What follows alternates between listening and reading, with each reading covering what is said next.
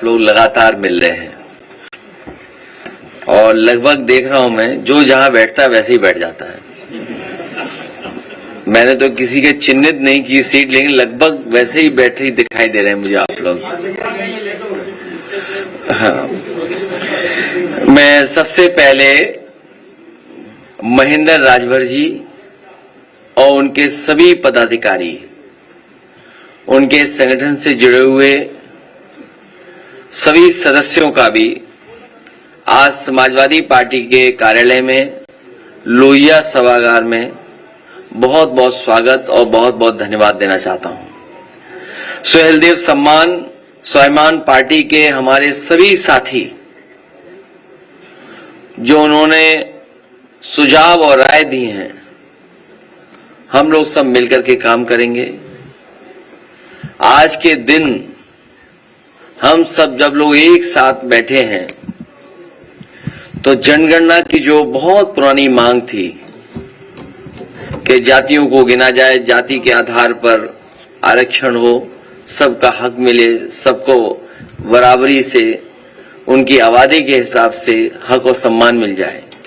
मुझे खुशी है इस बात की कि आज महाराजा सुहेलदेव सम्मान स्वाभिमान पार्टी के लोग भी इस पक्ष में हैं कि जाति गणना हो और आबादी के हिसाब से उन्हें भी हक और सम्मान मिल जाए। इस लड़ाई में जहां पीडीए के लोगों का साथ दे रहे हैं, मैं एक बार फिर उन सब का बहुत बहुत धन्यवाद और आभार प्रकट करूंगा। इन्होंने बहुत सारे सुझाव दिए हैं। उन सुझावों में कुछ सुझाव मैं कह सकता हूं, फिर आप जो पूछना चाहेंगे पूछिएगा। इनका सबसे पहला सुझाव यह है और इनकी मांग है कि वीर योद्धा महाराजा सुहेलदेव महाराज की कोई प्रतिमा यहां पर राजधानी में सबसे महत्वपूर्ण जगह लगे। मैंने इनके समाज के लोगों को आश्वासन दिया है कि समाजवादी सरकार बनेगी तो यही देश का सबसे सुंदर रिवर फ्रंट है, इसी पर महाराजा सुहेलदेव जी की प्रतिमा लगवाने का काम हम समाजवादी लोग करेंगे। प्रतिमा के साथ साथ उनका शौर्य, उनकी बहादुरी, जिस तरह के वो योद्धा थे,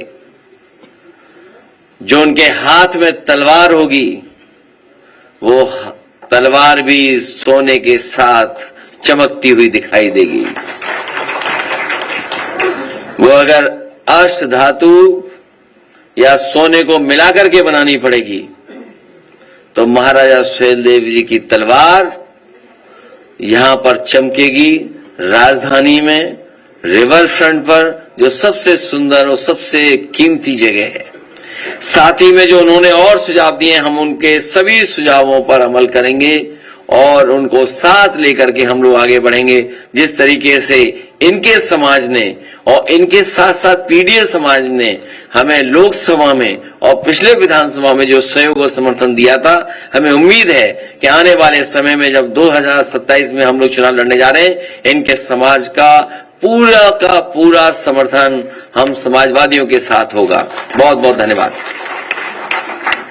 अखिलेश जी, SC/ST आयोग के जो अध्यक्ष हैं बैजनाथ रावत जी, उन्होंने एक चिट्ठी जारी की है और आपके खिलाफ कार्रवाई की मांग की है। कर दो कार्रवाई, क्या है।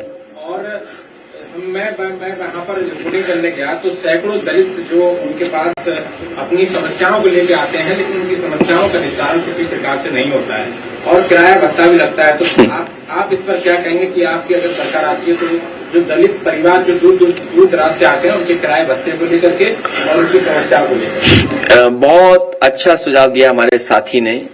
हालांकि जो पहली बात जो कही तो वो मुझे लगा कि हमारे ही खिलाफ है।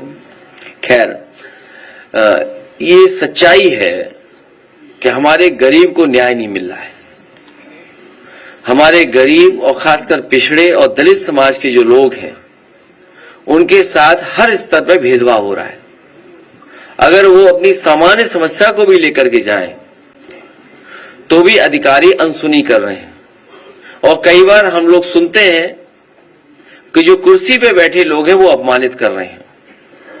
और हमारे गांव के लोग और गरीब कई बार योजनाओं को भी नहीं समझ पाते कि योजना हमारे लिए है और इस योजना से हमें कैसे लाभ मिलेगा। उसके लिए भी कई बार वो राजधानी लखनऊ तक आते हैं। मैं अपने तमाम दलित भाइयों को, पिछड़ी जाति के, गांव के गरीबों को भरोसा दिलाना चाहता हूं कि जिस तरीके से फोन करने पर गांव में एम्बुलेंस आती थी, फोन करने पर आपकी पुलिस आपकी मदद करने के लिए इंतजाम किया था, इसी तरह फोन करने पर आपको जानवर नहीं ले जाना था अस्पताल, बल्कि जानवर वाले अस्पताल वाले डॉक्टर आपके गांव आकर के इलाज करते थे। तो तमाम जो योजनाएं हैं, लाभकारी योजनाएं, जिसमें घर मकान हो, न्याय के लिए हो, आपको मुख्यालय अधिकारी के पास नहीं भागना पड़ेगा, अधिकारी आपके पास आकर के सुनवाई करेगा और आपको न्याय दिलाने का काम करेगा। भाजपा के सारे नेता इसे मास्टर स्ट्रोक बता रहे हैं। अभी मैं कुछ सेकंड का मास्टर वीडियो आपको दिखाता हूं।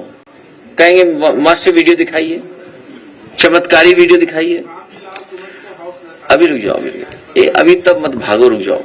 पहले मोदी जी के नेतृत्व में लाइट बंद करो तब दिखाओ। वेलफेयर की स्कीम सबका साथ और सबके विकास की भावना के साथ आगे बढ़ रही है। ये केवल जब मोदी जी के नेतृत्व में वेलफेयर की स्कीम सबका साथ और सबके विकास की भावना के साथ आगे बढ़ रही है, तब बांटने वाले लोग फिर जातीय आधार पर, क्षेत्र और भाषाई आधार पर बांटने की कोशिश चेष्टा कर रहे हैं। भारत को और सनातन धर्मावलंबियों को खास तौर पर इससे सावधान रहना होगा। अब ये किससे सावधान रहेंगे? आप सोचिए ना, अब किससे सावधान रहेंगे? ये सच्चाई है कि हम सब लोग, पीडीए परिवार के लोग और देश की 90% आबादी इस जनगणना के पक्ष में, जातीय जनगणना के पक्ष में।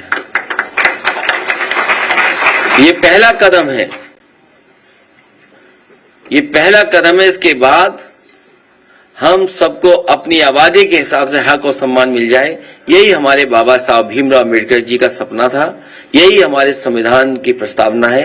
हमें उम्मीद है कि जितना हम लोग आगे बढ़े हैं, मिलजुल करके एक साथ पीडीए के साथ खड़े हुए हैं, आने वाले समय में उसमें भी हम लोग कामयाब होंगे। हम सबको हाउस अरेस्ट कर दो, तब भी जनता इनको हटा देगी। और हाउस अरेस्ट तो उनको करना चाहिए जो टायर खोल करके टायर फेंक रहे थे, जो टायर खोल ले गए थे बुलडोजर का। सुनने में आया कि वो टायर बुलडोजर के भी थे, जो टायर फेंके गए थे, जो टायर खोल ले गए थे, वो बुलडोजर के भी टायर थे। और सोचिए, ठेंगा दिखा रहे हैं वो लोग कानून व्यवस्था को। इससे ज्यादा खराब बात और क्या हो सकती है जो नारा दे रहे हैं जीरो टॉलरेंस का।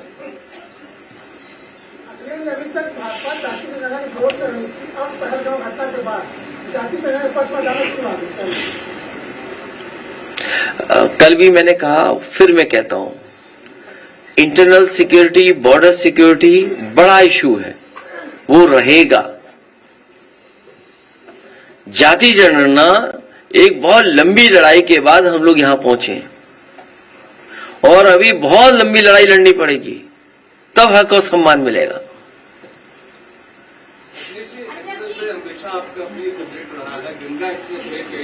इस बार का जो एस्टिमेट लग रहा है, डे एंड नाइट दोनों ही समय पर बाइकर्स राइड कर सकते हैं, वॉक कर सकते हैं। इस उपलब्धि को लेकर के आप क्या, रात और दिन क्या फर्क है इसमें? जो रात में होना है लाइट लगा दो, वो होगा। और आजकल ये कौन बड़ी नई टेक्नोलॉजी है? आप लाइट लगा दीजिए, रात में उतर जाएगा। यहां तो दिन में नहीं उतर रहे हैं 11 बजे के बाद हवाई जहाज बंद, फिर नहीं उतरते।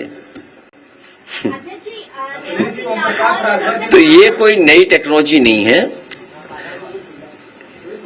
ये समाजवादियों ने जो विजन दिया था, मुझे खुशी है इस बात की कि समाजवादियों के विजन पे ही आगे ये सरकार और ये पार्टी बढ़ रही है। हमें समाजवादियों की इस बात के लिए गर्व है कि सबसे पहले डिफेंस के लिए और एयरफोर्स के लिए वो इंफ्रास्ट्रक्चर क्रिएट किया। इमरजेंसी के समय पर अगर आपके हाईवे को इस्तेमाल करना चाहेंगे तो हाईवे इस्तेमाल हो जाएगा, और हाईवे में ट्रैफिक भी चलता रहे वो व्यवस्था की थी, और उसी को अपना करके अब आगे बढ़ा रहे हैं। लेकिन ये जो सड़क बनाने के मॉडल हैं, हाइब्रिड मॉडल, जो लोग हाईवे एक्सप्रेसवे बना रहे हैं, जिस मॉडल से बना रहे हैं, हम लोग भी उसी मॉडल से बनाएंगे। ओम प्रकाश राजभर जी ने कहा है कि ब्राह्मण के लड़के को 100 रुपया दो तो मिठाई खरीदेगा, लेकिन राजभर का लड़का नकली कट्टा खरीदेगा। भाई उनको मत बताना कि तुमने ये सवाल पूछा, नहीं तुम्हें एक भजन सुना देंगे या कोई श्लोक सुना देंगे आपको। एक सवाल और उन्होंने कहा, एक जवाब और उन्होंने दिया है कि हमें बंदूक थमा दो, हम पाकिस्तान में घुस कर मारेंगे। तो ऐसा पीछे क्यों बैठे हो? आगे जाओ, जाना चाहिए। ऐसे लोग जो बहादुर लोग हैं, इनको सबसे पहले आगे भेजना चाहिए, और उसके बाद महेंद्र राजभर अपना सब संभाल लेंगे।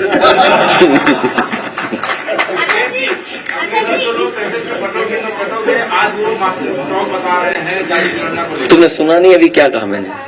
फिर दिखाओ इनको जरा 20 सेकंड का, फिर दिखाओ। समझ ही नहीं पा रहे तुम। नेहा सिंह राठौर की लगातार मुश्किलें बढ़ती जा रही है। अयोध्या में भी मुकदमा दर्ज हो गया, और लखनऊ यूनिवर्सिटी के प्रोफेसर है माजी फोगाटी, उन्होंने बयान दिया था पहलगाम हमले को लेकर, तो उन पर भी कई सारे FIR दर्ज किए गए। तो आप क्या कहेंगे? मैंने बहुत लंबा लिखा था इस पर, और इसलिए कहा था कि ये जो हमारे ट्रेडिशनल बड़े बड़े चैनल हैं, इनके दर्शक कम हो रहे हैं। ये जो बड़े बड़े चैनल हैं, कारण कुछ भी हो सकता है। और इधर हम लोग देख रहे हैं कि यूट्यूबर्स बहुत लोकप्रिय हो रहे हैं, बहुत लोकप्रिय हो रहे हैं, उनके फॉलोअर्स व्यूअर्स बढ़ रहे हैं। इसीलिए सरकार दबाव बना रही है। उनके घटते दर्शक और उनके समर्थक भी अब वो चैनल नहीं देख रहे हैं। वो समर्थक जो है वो दूसरे चैनल देख रहे हैं, क्योंकि वो सच्ची खबरें हैं। और लोकतंत्र, डेमोक्रेसी और बाबा साहब भीमराव अम्बेडकर संविधान हमें अधिकार देता है कि हम सवाल पूछें। अगर हम सवाल पूछते हैं तो सरकार घबरा क्यों रही है? फिर लेकर आइए, इनका जवाब है इसमें। आखिरी में जवाब दिया उन्होंने। ये केवल जब मोदी जी के नेतृत्व में वेलफेयर की स्कीम सबका साथ और सबके विकास की भावना के साथ आगे बढ़ रही है, तब बांटने वाले लोग फिर जातीय आधार पर, क्षेत्र और भाषाई आधार पर बांटने की कुत्सित चेष्टा कर रहे हैं। भारत को और सनातन धर्मावलंबियों को खास तौर पर इससे सावधान रहना होगा। अब किसको किससे सावधान रहना, समझ लो। अम्बेडकर जी की लगातार प्रतिमाएं तोड़ी जा रही हैं। अप्रैल के महीने में जहां उनकी जयंती मनाई जाती है, दर्जनों प्रतिमाएं तोड़ी गई उत्तर प्रदेश में, लेकिन SC/ST आयोग के ब्रजेश बैजनाथ रावत जी ने 1 भी लेटर जारी नहीं किया। क्योंकि वही हो सकता है और सरकार मिलकर के तोड़वा रही हो। सरकार मिलकर के तोड़वा रही है। आयोग की जिम्मेदारी है ऐसे लोगों पर कार्रवाई करें, ऐसे लोगों की सूचना पुलिस को दें, जिससे ऐसे लोगों के खिलाफ कार्रवाई हो सके। लेकिन जब सरकार के इशारे पे ही सब काम होगा और सरकार के लोग ही अपमानित करेंगे, तो कार्रवाई किस पे होगी?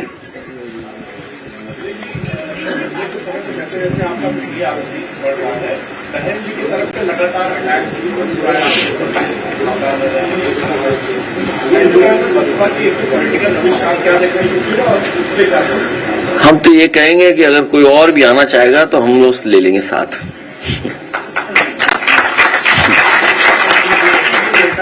राहुल जी आपके साथ रहेंगे? राहुल जी आया है जातिगत जनगणना के बाद कि हमारा लक्ष्य था, हमने प्राप्त कर लिया, अगला लक्ष्य होगा कि आरक्षण की सीमा बढ़ाई जाए। तो बहन जी आपके साथ, मतलब आपकी ओर से ऑफर आज समझ में आ रहा है, राहुल जी भी है उस ऑफर में? न पहले हम उलझे थे, न अभी कोई फंसा सकता हम लोगों को। इंडिया गठबंधन आगे बढ़ेगा।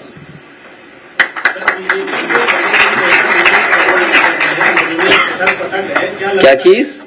बीजेपी के जो नेता है दिल्ली का लगातार दौरा कर रहे हैं, क्या लगता है 2027 तक डबल इंजन का फैसला कर पाएगा? नहीं, तुम गलत सवाल पूछ रहे हो। तुम्हें ये सवाल पूछना चाहिए कि उत्तर प्रदेश में भी क्या हम लोग एक जिला कोई नागपुर बना दें?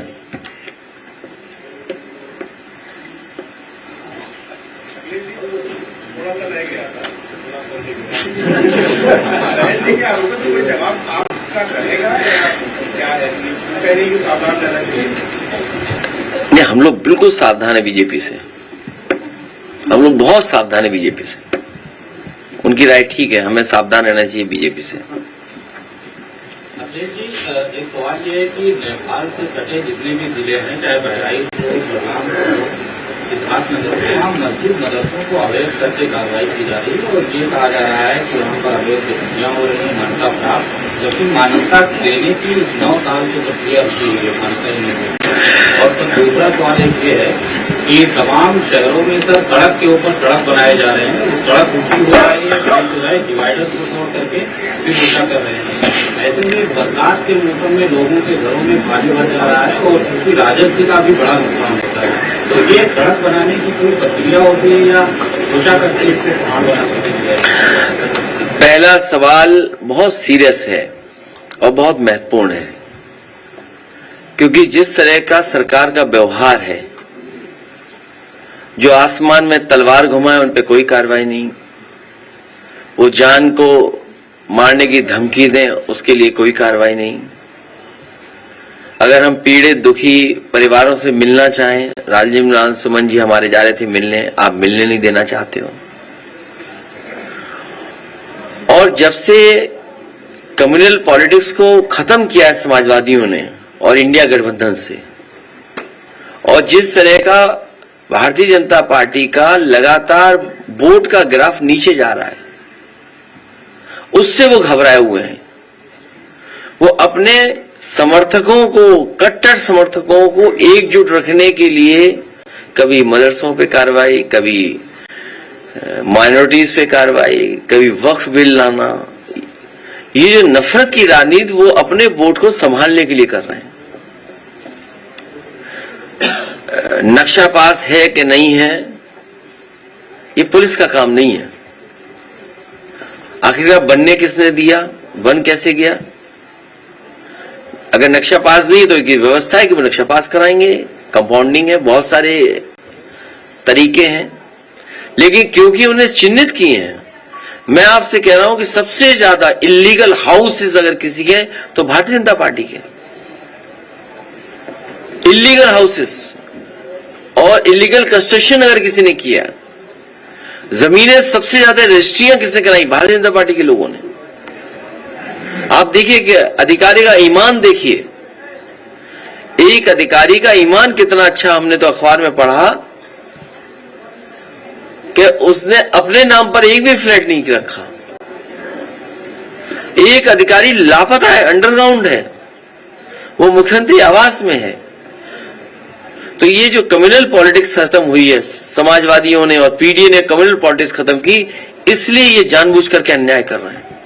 दूसरा सवाल जो आपने कहा कि सड़क के ऊपर सड़क, ये भ्रष्टाचार का रास्ता है। ये जो अर्बन प्लानिंग है, ये भारतीय जनता पार्टी के लोग जानबूझ करके पैसा कमाने के लिए बस सड़क के ऊपर सड़क बना दे रहे हैं। पानी कहां जाएगा पता नहीं, लेकिन हमें ये पता है कि अभी एक पत्रकार वार्ता में एक बड़े चैनल के उसमें मैं गया था, मैंने उनसे रिक्वेस्ट की है कि एक फ्लोटिंग शिखर सम्मेलन करिए। गोरखपुर से अच्छी जगह कोई नहीं हो सकती। महीना 2 महीने बाद पानी भर जाएगा। तो उसमें फ्लोटिंग शिखर सम्मेलन बड़ा अच्छा होगा वहां पर।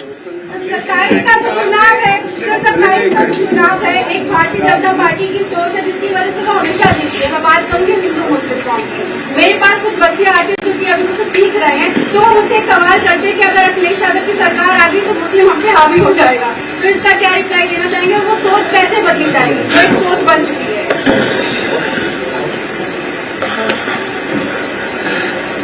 वो हावी हैं जो ऐंठ के बोल रहे हैं, वो सब पे हावी हैं, इसका कोई जवाब नहीं है। ये भारतीय जनता पार्टी का प्रोपेगेंडा है, प्रोपेगेंडा चलता है भारतीय जनता पार्टी का।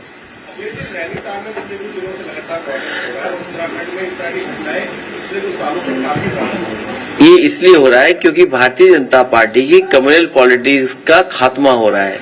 लोग बेरोजगारी पे सवाल पूछ रहे हैं, लोग महंगाई पे सवाल पूछ रहे हैं, लोग इन्वेस्टमेंट पे जानना चाहते हैं, किसान की आय दोगुनी नहीं हुई है, तो उनके पास वही कम्युनल रास्ता बचा है, नफरत का रास्ता बचा है।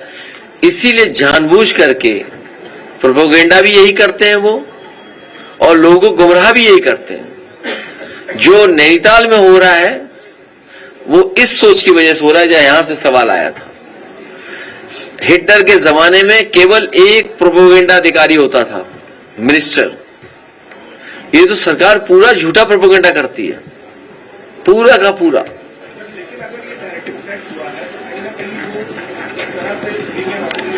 इस बार पीडीए इनको हवा में उड़ा देगा। अभी तो ये तो बलिया से निकल आए हैं, एक मिनट, ये तो बलिया से भी आए हैं, बलिया भी क्षेत्र पड़ता है इनका। कितनी कॉन्स्टिट्यूंसी पड़ी? 3 कॉन्स्टिट्यूंसी इनकी बलिया में पड़ती हैं। आप लोगों ने बड़ा बढ़ चढ़कर लिखा था कि बलिया में तेल निकला है, याद कीजिए। आप लगातार ये खबरें चला रहे थे कि बलिया से लेकर के इलाहाबाद प्रयागराज तक तेल निकला है। सच्चाई यह है कि भारतीय जनता पार्टी का तेल जनता ने निकाल दिया था। हमारे रमाशंकर राजभर जी, राजीव राय जी और सनातन पांडे तीनों लोकसभा में पहुंच गए। सपा विधायक कबू आजमी साहब का बयान आया है, उन्होंने कहा है कि धर्म के ऊपर मारा तो आतंकवादी थे, आप मुसलमान के ऊपर मारा तो आतंकवादी। ये कहीं पहले भी किसी ने लिखा था, ये सोशल मीडिया पे बातें चल रही हैं। सोशल मीडिया पे कंट्रोल करना चाहिए सरकार को, ये जिम्मेदारी सरकार की है। लगातार आरक्षण को एक बड़ा नुकसान होने वाला, तमाम जो स्टूडेंट्स होंगे उनकी आवाज लगातार। जैसे बिजली चली जाती है 27 में सरकार चली जाएगी।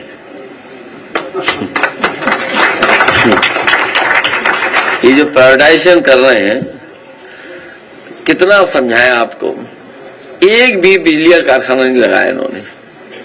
कोई बिजली का कारखाना लगाओ तो बताइए।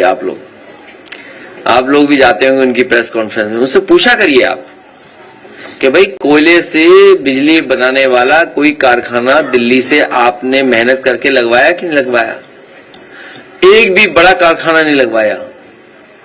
जो आज उत्तर प्रदेश में बिजली बन रही है, सबसे ज्यादा देन उत्तर प्रदेश की बिजली बनाने में समाजवादियों की है। सबसे ज्यादा सबस्टेशन बनाए, सबसे बड़ी ट्रांसमिशन लाइनें बनाई, ये रख रखाव भी नहीं कर पाए। जो एक योजना दिल्ली सरकार की थी, सबसे पहले उत्तर प्रदेश उसमें शामिल हुआ, और उसका परिणाम ये हुआ कि जो आपकी कंपनीज थी बिजली विभाग की, वो कंपनीज का घाटा कम किया और सरकार ने बियर किया। सरकार ने अपने बजट से पैसा दिया कंपनियों के फाइनेंशियल उसको ठीक करने के लिए, और ये सरकार आई, पूरा विभाग खा गई, लोग घाटे में पहुंच गया।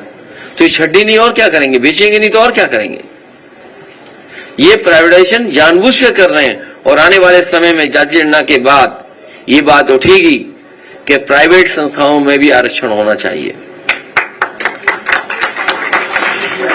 ये पूंजीपतियों का फायदा नहीं, ये भारतीय जनता पार्टी ही पूंजीपतियों के लोगों की है।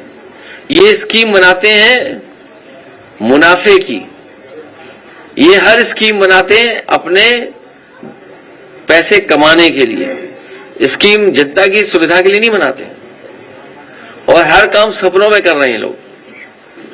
सरकारी कर्मचारी पेंशन बंद कर दी गई, उसका जो सरकार जो है आउटसोर्सिंग बोर्ड का गठन कर रही है।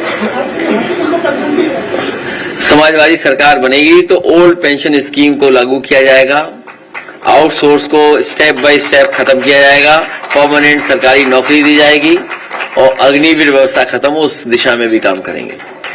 जाति जनगणना की घोषणा हो गई, टाइमलाइन नहीं है, तो 2011 में जो सेंसस आज जोड़ा गया था, उन डाटा को रिलीज करने की मांग करेंगे। वो तो आप कांग्रेस से मांग सकते हो, कांग्रेस की सरकार नहीं। अब वो डाटा ये देंगे नहीं, ये तो नया डाटा लाएंगे, इसलिए हमें आपको सावधान भी रहना पड़ेगा।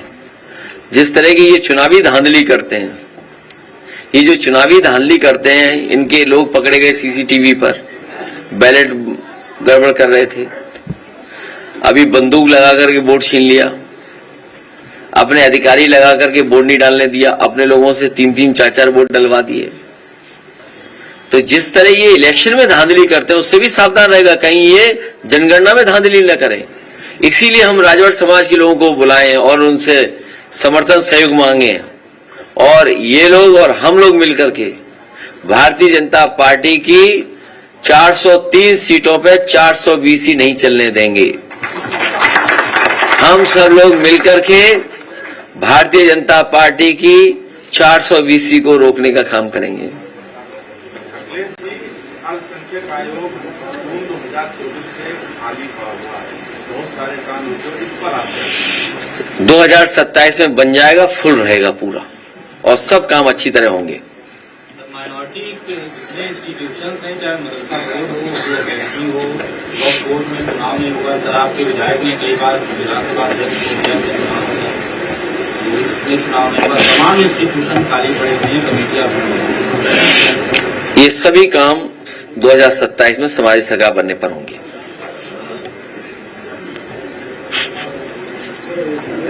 हाँ, और क्या चलना ही चाहिए आपको अब। अरे अगली बार नहीं लेट होगी, क्या करें हम।